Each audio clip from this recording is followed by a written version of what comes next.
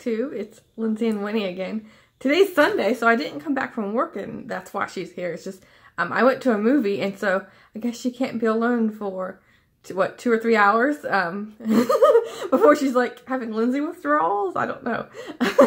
But I saw Captain Marvel today because in preparation for the new Avengers movie, and I liked it. I wasn't really, I don't know why, I wasn't that excited to go see it.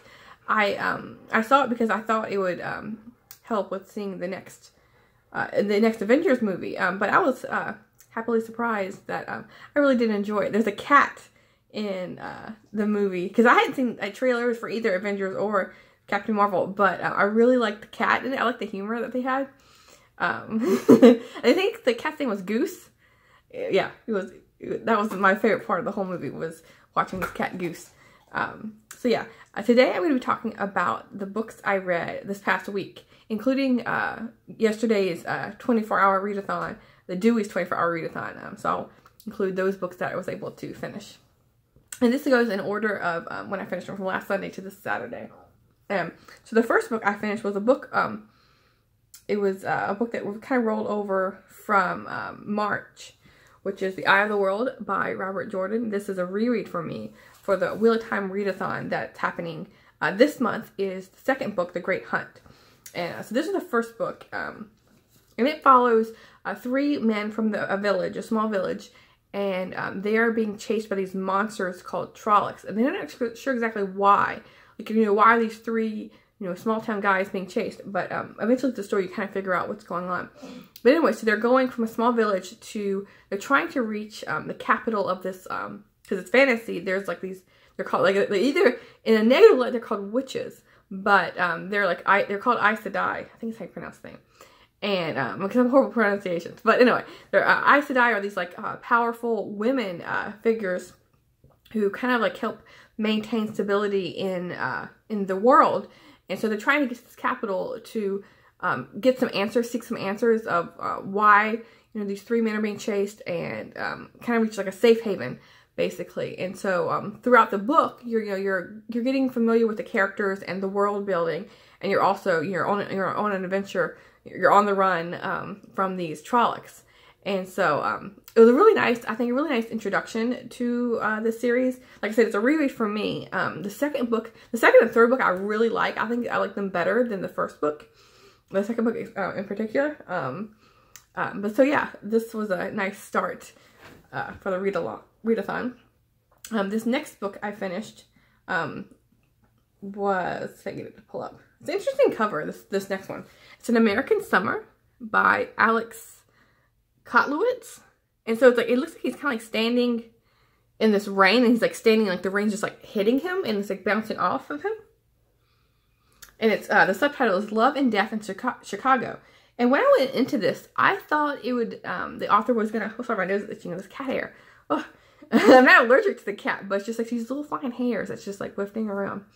Anyway, this book, I went in thinking it would kind of give like a background history of Chicago, and like maybe a more in-depth study of like the racial segregation, what led up to that, how it's in present day considering the past and that kind of thing.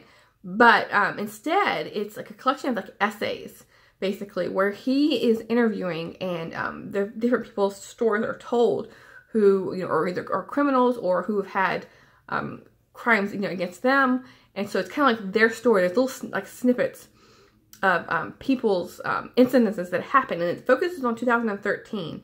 And so he is like giving you like many different people's basically life stories of what's happened to them in Chicago.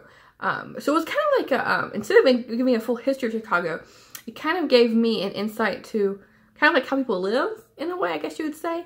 But I think prefer, maybe this just wasn't the book exactly I wanted. I'm sure there's a book out there that's giving me the history and past and present day of Chicago. But for what this book was, it was well done. He really got a lot from these interviews. The next book is another history that I was able to. Oh, what's happening? Okay. my tab was going crazy. Haywire. But okay, this next one is Mr. President, How Long Must We Wait? And as you can see, this is Alice Paul, and this is Woodrow Wilson. This is Alice Paul and Woodrow Wilson in The Fight for the Right to Vote by Tina Cassidy. And this was an audiobook I listened to. It's read by Amanda Carlin. And the audiobook was really good. Because sometimes the narrators aren't always the best. And so I wanted to say that for the narrating, it was pretty good. My tablet's like bouncing around. I'm not sure what's going on with it. So anyway, this focuses on like the women's rights movement, trying to get the right to vote. And it kind of gives you insights on like the tug of war happening between it gives you like a kind of like a mini biography of Woodrow Wilson, and it also tells you a biography of Alice Paul. And intermingled in that is the women's rights movement, you're trying to get the right to vote and the struggle. And it also gives you Woodrow Wilson's like going through the World War I. And so it's a really good, I think, a balance of like the history, biography, and the movement. So I really like that I can't even talk today. That, yeah, whatever this, yeah, you know what I'm talking about. Oh my gosh, I can't talk. Wow. Yeah. So yeah, there's a really good history. If you want to learn more about the women's rights movement, this would be a good one. I've read a couple of histories of kind of really focusing on like the earlier movement before they got the right to vote with Susan B. Anthony, Katie Stanton, that time period, which is like around like the 1850s, 1860s, that time, from that point on, like the Seneca Falls meetings. Sorry if you can hear that. My cat just like is jumping in the closet, hitting like the hangers. Anyway, I think my cat's distracting me. Anyway, so I read a lot of histories of that time period, but I haven't read as much like the 1900s time period when they actually were getting really close to getting the vote. I just can't believe, I mean, I know the dates of when women got the right to vote, but it's just crazy how long they had to wait. And this book is called, Mr. President, How Long Do We Have to Wait? So, I mean, like, yeah, it's just crazy. So this, yeah, if you want to know more about the women's rights movement, or if you want to know more about Woodrow Wilson and Alice Paul, this is a good one. I don't even hear this cat scream, but she's like, wow. I think because since I got home, she has all this energy. This next book is another history. So I guess I was reading them back to back this week. I don't know. For me, because I'm never reading just one book. Rarely am I reading one book. I'm reading several all at once. So when I get to do these weekly wrap-ups, it's always surprising how many either like I remember like in the past, like for March, it was like lots of mysteries back to back. But now I'm just like compiling it for this week. I'm realizing how many nonfiction I've read back to back. But yeah. So anyway, this next one is Underground: A Human History of the World Beneath Our Feet by Will Hunt. And this I listened to on the audiobook as well. And I couldn't find who the narrator was. It didn't list it, but maybe it was the author Will Hunt that narrated it. So this I read for the Owls readathon, for one of the requirements to become a librarian in that world. So this was the first book I can tick off for that readathon. And this Will Hunt grew up fascinated by caves because near his hometown of Providence, Rhode Island, he he found a couple and he got enraptured by that. So this whole book is not just focusing on caves, but it's also focusing on like the sewer systems and the subway stations and people who live down there, like homeless people who live in these areas, and he actually interviews them. And then he also is talking about how like our minds work, how if we live in the dark for a long period of time, or not even live there, just stay there for a couple of days, how our mind kind of like works, and we can kind of turn like schizophrenic in a way. We start seeing things. It does mess with your mind not having that like daylight. Like your schedule in your system basically. And then he also talks about kind of like how we adapted living in caves, like way back when, basically like cavemen. How that happened. Like the cave art that we do, that our ancestors did. And so yeah, it's a really good, like, it's kind of like psychology and history and what's going on beneath our feet basically. So it was a really interesting book to read, because I of course I know there's subway systems and I know all that, and caves and whatnot, but I didn't really think about how people are living down there, or how that all came about. So it was a really, really good book. This next one was a mystery thriller that kept me gripped. I had to work. It was a weekday when I was reading this. I think it was like a Wednesday, Tuesday or Wednesday. And I could have stayed up till like midnight or 1 to finish this book. But of course I didn't. I'm I'm a little bit sensible because I have to wake up like around 5 during the weekdays. And so I couldn't stay up that late. I'd be like dead tired the next day. But I really wish I could have, because this thriller just gripped me from like basically the first page. It's The Quiet Game by Greg Iles, is how you pronounce it. I'm not sure. It's the first book in the Pen Cage series. And I think it's 6 or 7 books out. And I looked up this author, and Greg Iles, I guess, was a musician, and he's written some screenplays. And so I think he's really good at like capturing, action and plot. Because, like I said, this book kept me gripped. It's about a man who is a lawyer in Houston, Texas, and he goes back to his hometowns of Natchez, Mississippi.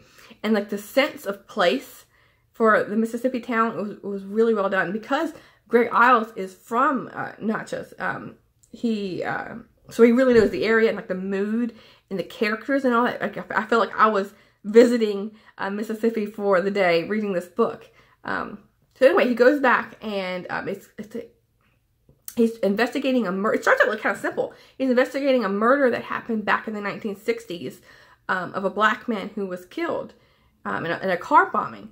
And so, but then there's a lot more to this simple murder than you would think. There's a lot of political things going on, and it's a small hometown, and so everyone knows everyone. He's going to investigate, and he's talking to the mother of the man who was killed and the wife, and because of that, oh, I saw your car that was parked in the garage. Mind your own business. That kind of, so everyone knows what he's doing, and so it's kind of an interesting story, because normally if we're reading like a detective story, often it's kind of like he's doing it. The main character is doing their own thing without really getting like interrupted by the town. He's going around. But so in this one, everyone knows what he's doing. He can't really hide. And so, yeah, if you like thrillers and you haven't picked this one up, and you like a really good location book, then, yes, this one, really, really recommend it, because I could have read it in one day if the time allowed me to. So the next 3 are the books I read yesterday for the, Dewey's 24-hour readathon. And I decided to go with some smaller books, just to get, like I said, to get some momentum going. And I read a couple others besides these, but I wasn't able to finish them. I'm hoping to finish maybe today or tomorrow. But these are the 3 that I was able to read and complete yesterday. And this one is a super cute cover. It's Ramona the Pest by Beverly Cleary. And this is the 2nd book in her Ramona Quimby series. And the first book followed Beezus and Ramona, and kind of like their sister-sibling relationship. In this one, the 2nd book, you're mainly focusing on Ramona and how she is starting kindergarten. And in the first book, she was kind of annoying her sister, like bothering her, because she wants to grow up and be like her sister. But she also wants to be herself too. She doesn't want to kowtow to anyone. She's very independent and has her own opinions. So in this one, you can kind of see how it carries Ramona the Pest, because she gets in trouble quite a bit in kindergarten because, like, for example, when she goes to kindergarten and there's a substitute teacher, she's like, this teacher doesn't know what she's doing. Before she doesn't want to go into the classroom, because she's like, no, this is not my teacher. I don't have to go if I don't want to. I'm not going to, follow this woman. She's not going to know what to do. And so she, like, runs away from the class time, and she kind of gets dragged back into the class. And then she's like, oh, then she realized, oh, it's okay. But you can kind of see how she's, very independent and very stubborn. And so she kind of gets into some messes. It was a really fun read. So I'm going to be continuing on with this series. And this is another one. The next one I completed was another children's, I guess you would say middle grade. I'm sure a lot of you read this series, but I haven't. I grew up seeing them, but I just, for some reason, never picked it up. I don't know why, but I'm picking them up now, so better late than never. It's the first book in the Babysitter's Club series. Christies, great idea. It's the #1. Has the classic, the Babysitter's Club logo. And when I talked about this book on my TBR, a couple of you were talking about how there's going to be a new TV series. I think it was by Netflix or something that's going to be doing it. And I had no idea. I think, because this popped up in my library as like a recommendation. So maybe my library knows about it before I do. I guess, it's like prompting me to read this book. for the Netflix series. So perfect timing for me. This, of course, is talking about, you know, since the first book, it's like the setup of how the Babysitters Club came to be. And it's focusing on 4 main characters. Christy is the president. She's the one who thought of this idea because the 4 main characters have all babysat independently, you know, their own, you know, like their siblings or their little neighborhood. But they decide to get together to like pool their resources. And so it's a way for them also not only to get jobs, but for them to stay connected with their friends, because they're just starting middle school and they realize they kind of feel like they're drifting apart. And so Christy really wants them to bring them together. And so they meet up Monday, Wednesday, Friday, like every 30 minutes each afternoon. And so it's a way to keep them in touch. And then and so this book follows like their friendship, and you kind of get to know each of the characters. It mainly focuses on Christy, and from looking at the titles of each of these books, it seems like each book is going to follow a different character and kind of get maybe from their viewpoint. I'm not sure, but this one follows Christy and her dilemma with, you know, trying to stay in contact, you know, in middle school, and kind of like, it's really the funny parts were what jobs they were getting.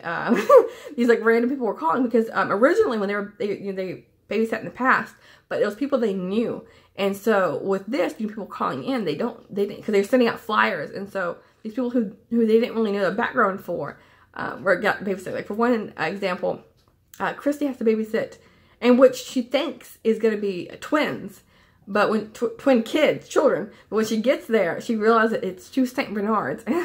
And that was a really funny part, because she's like, I'm a babysitter, I'm not a dog sitter. So it was really funny. So I will for sure be continuing on with this series. And this last one is one I read, again, for yesterday's 24-hour readathon, was the Backstages. And this is the first volume. And this is the Backstages Volume 1, Rebels Without Applause. Applause like clapping. And it's by James Tianen. And the illustrator is Ryan Sig. And so with this one, it introduces the backstage crew, because there's a new guy going to this school, and so his mom really encourages him to take up an after-school activity because she can't pick him up until later. Instead of like sitting around and doing nothing, she wants him to join a club, and so he decides to go with the theater. And at first he thinks maybe he want to act, but when he goes in to be interviewed, the actors are kind of like snobby. And he realizes he's not really going to fit in with them. He doesn't really like them that much. And so he goes in the back to look at the backstage crew who do the setup, you know, the costumes, the lighting, things like that. He really fits in with them. What's interesting about this series, though, is there's like an element of like fantasy, because the backstage, like when you go into the doors, you know, where there's costume design and the lighting, there's like all these secret passageways with it, like these like magical creatures and all these like doorways into like magical realms. Like if you want to like paint a rainbow color, there's like this like magic paint that, you know, does it for you, and kind of things like that. It was a really interesting take on a theater graphic novel. It was cute. There's a lot. It focuses basically it's an all guys school, so it's mostly boys in this graphic novel, a comic book. There's a couple of female characters, but so we'll see, you know, how it's going on. If there's gonna be more female characters, but it's mostly male dominated theater. But yeah, it was a lot of fun. It was really, I didn't know anything about it really before getting into that. It was gonna have this magical realm. So yeah, it was really interesting, like high school story. So yeah, these are the books I read this week. I read quite a few books. I think like doing their 24-hour readathon really pushed me to read a couple smaller books. So yeah, I'm a little bit tired. I was really tired Friday because I went to work really early, and I feel like I haven't recovered yet. Like maybe yesterday, because I was reading so much, my eyes are a little bit like scratchy. So we'll see if I get any reading done today. I'm not sure, but I still had a really nice weekend. You know, going to see the movie, and we don't often go to the movies that much. I much prefer like sitting at home and watching them, because I don't know, I just get annoyed with like the sounds of like popcorn and like coughing and moving around. Like I'd rather like have my own space, you know, make my own popcorn, that kind of thing. But it was a really nice like outing. Hopefully later this afternoon I can enjoy this warm, like breezy weather and go for a walk. So yeah, thanks. See you soon, book 2.